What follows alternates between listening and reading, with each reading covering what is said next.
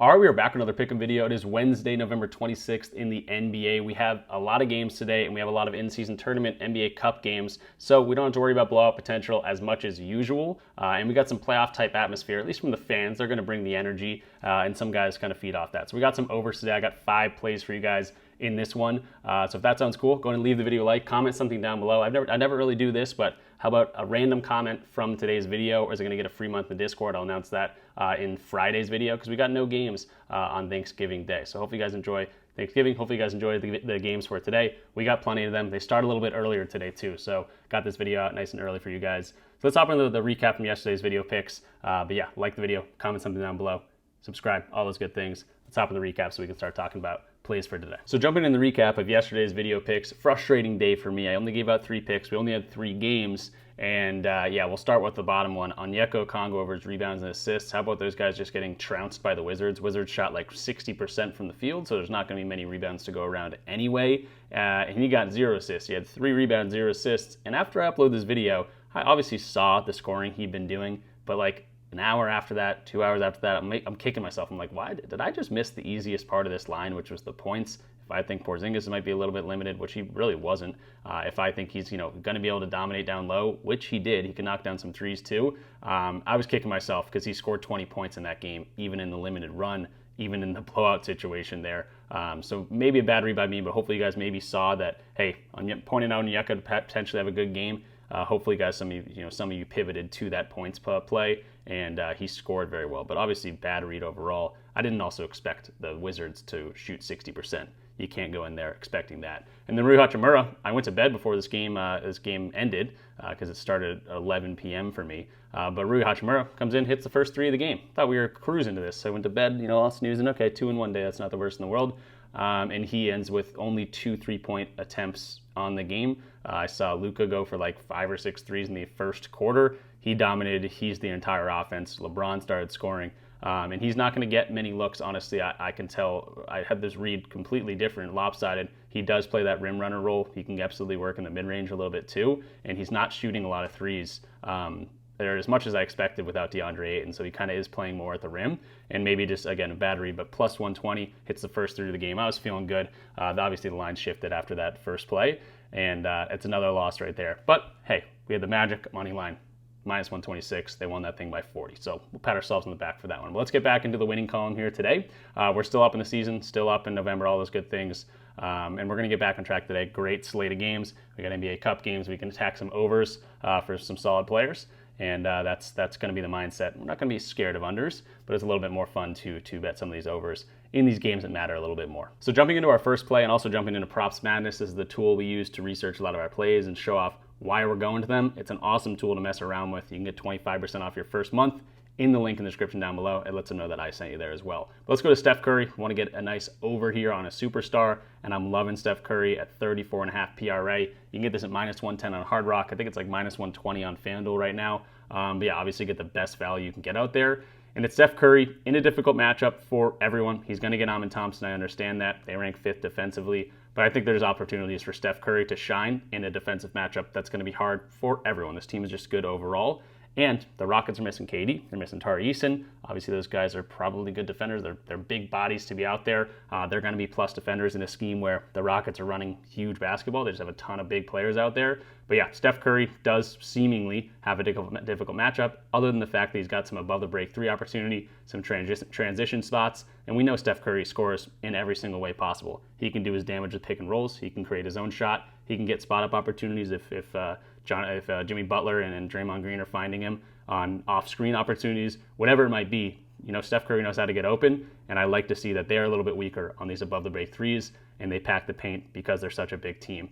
So Steph Curry in these kind of harder defensive matchups, again, he's going to see Amin Thompson on a lot this year, or a lot this game. Even in top 10 defenses so far this year, he's actually over in 83% of games. That to me seems, hey, these teams go in, hey, we're good defensively. Steph Curry's kind of an anomaly. Let's kind of let him cook and take away these other guys in the game. This is a 2.5-point spread, or 2-point spread even, because of no KD, because of no Tari Eason. Hopefully the Warriors can stay in this game and maybe even win this thing. And yeah, I like Steph Curry to be able to be the guy that absolutely takes on the offensive load here and can score in multiple ways, but also, shoot a lot of threes, make a lot of threes. but do some damage in other ways too. If they run him off the three-point line, we know Steph Curry's got the teardrops inside. 15th ranked there, 10th ranked there. They're really just packing the paint where only 19% of his points come. So I'm loving Steph Curry in this spot. Again, no real injury news for the Golden State Warriors other than the one plus that I'm going to talk about, and that's the fact that no Jonathan Kuminga in here. You take a look at this lineup. They got Steph Curry, they got Jimmy Butler, and they got a lot of defensive weapons. They got Gary Payton, they got Draymond Green, Moses Moody can absolutely come up, light up the box score a little bit. But there's no Kuminga, who's going to be probably their second best offensive weapon. And without Kuminga so far in the lineup, he's taken on a lot more offensive load here. Again, 34.5 PRA. He's crushing this line for the 5 games. Loving this spot for Steph Curry. Again, difficult matchup on paper, but for a guy like him, they might go, hey, let's let Steph beat us. It's hard to stop that guy anyway. Let's take away the other guys. That might be the road for success for the Houston Rockets in this one. Now, also, I guess I'll point out, why am I not just going to the points? Because that's where he's doing a lot of his damage. We know Steph Curry can get this Bradley's line in points alone on any given day, but I like the opportunity for him to get some assists if they do start swarming him. If Curry starts off really, really hot, he has these big games where he can get some 8, 9 assist games, and the rebound's another one. Just it's like, hey, he's got a 3.5 rebound line. I like the points to be able to make up for the fact if he only has 1 or 2 rebounds, but he's got an avenue to get some more rebounds here. Even though it's a difficult matchup, it's a difficult matchup for anyone to get rebounds, especially centers.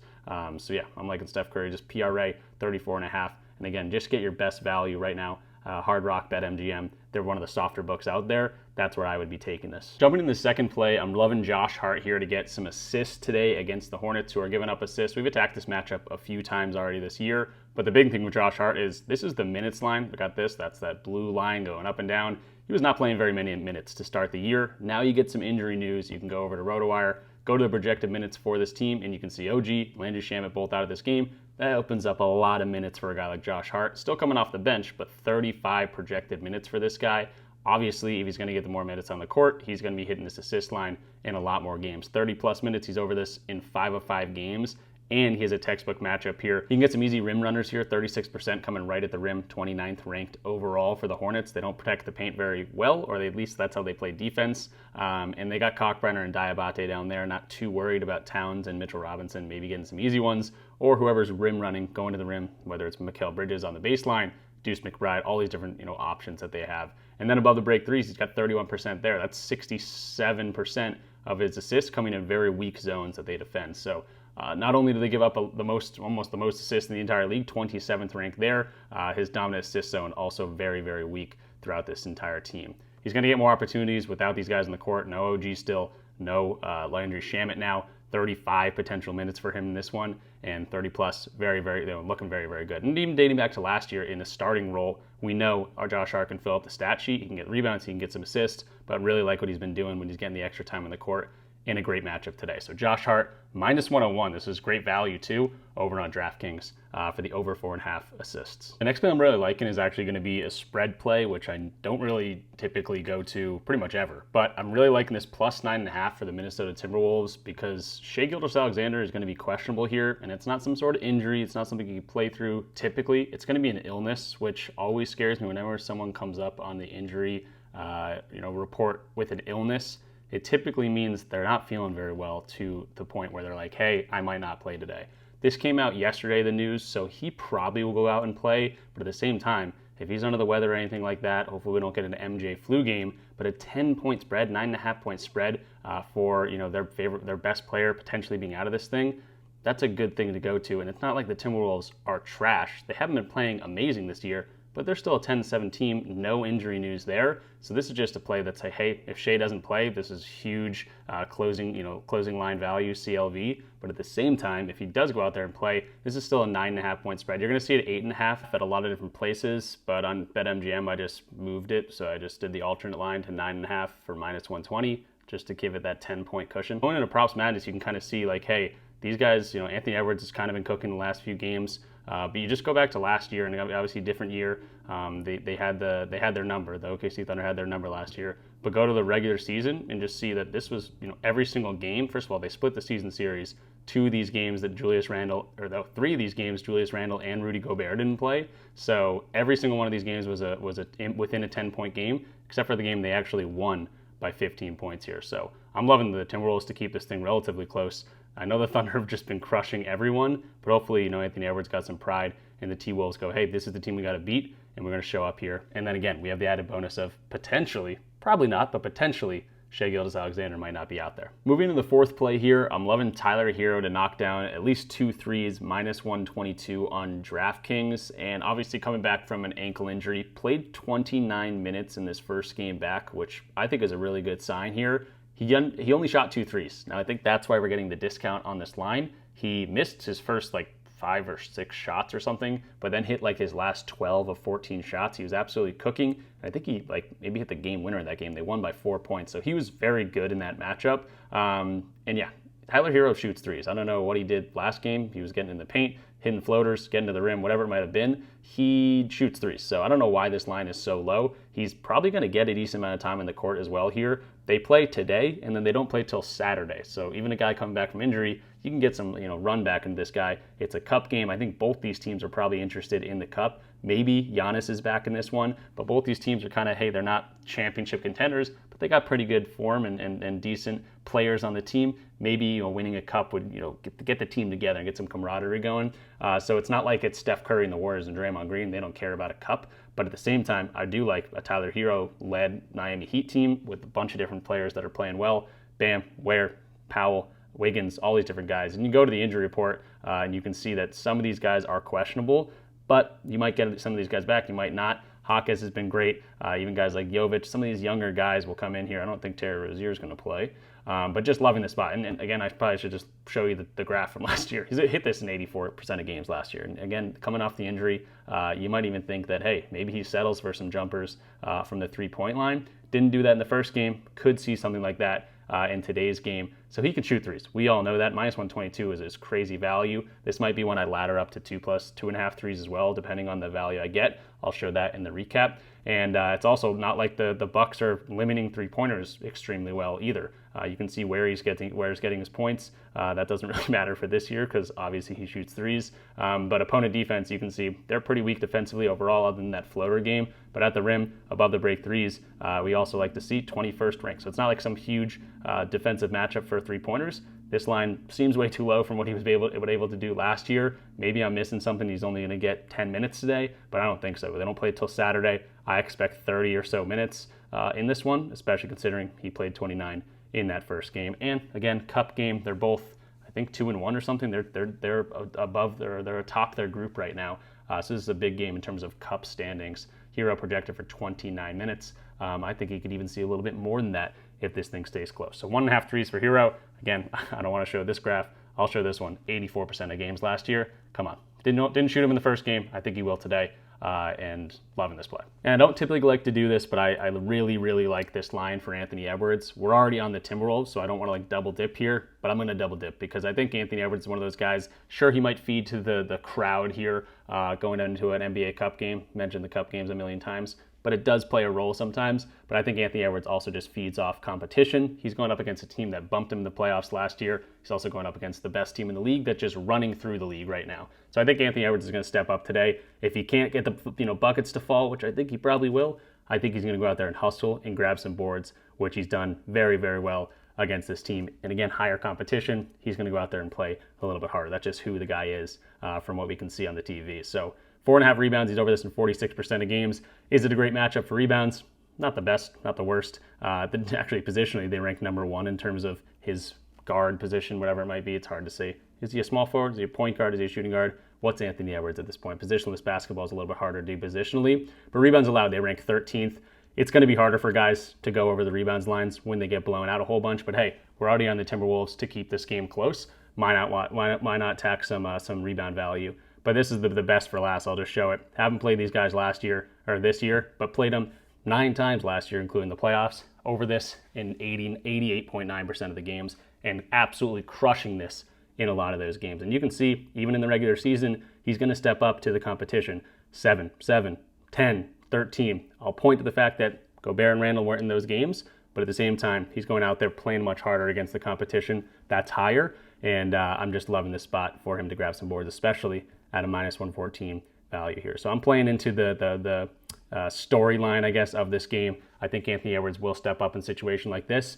And again, sometimes you just can't help your shot not falling, but you can help you hustling and going out there, ripping down boards, getting your team, involved and ready on the offensive end. And I think that's what we'll see today. So 4.5 just seems a little bit too low for Anthony Edwards in this matchup. So we talked about a lot of plays in this one. So going to do a recap like I always do just to keep you guys knowing what we're actually attacking here. Steph Curry over his 34.5 PRA, -110 on BetMGM. That's a full unit play. We got Josh Hart over his assists at 4.5, -101. I think this is great value. He's going to get a lot of time in the court, and we know what he's been able to do with that much time on the court. 1 unit play there. Then we got the Timberwolves to keep this thing close. That's going to go hand in hand with our Anthony Edwards play. But I got a unit on them to keep it, within 10 points. 9.5 point spread. This was an 8.5 point spread. I took the alternate and took the -120. You can do whatever you want with that line, but I just do think this thing hopefully stays close. Can the Thunder just go out there and trounce everyone? And of course, Shai Gilgeous-Alexander right now questionable. That's the big part of this play. But even if he goes out and plays, I like this thing. Timberwolves are also one of the better teams in the West. So that's a 1 unit play. We'll skip Tyler Herro, go to Anthony Edwards because that goes hand in hand with this one. I was thinking about, trying to attack some plus money at 6.5 rebounds, 7.5 rebounds, whatever it might have been. I'm just going to go to a 1.5 unit play, which you know me, I never do 1.5 unit play. This just makes too much sense. And he hopefully goes out there and, just hustle plays, grabs the boards, and he probably despises this Thunder team, stealing all his thunder. Look at that.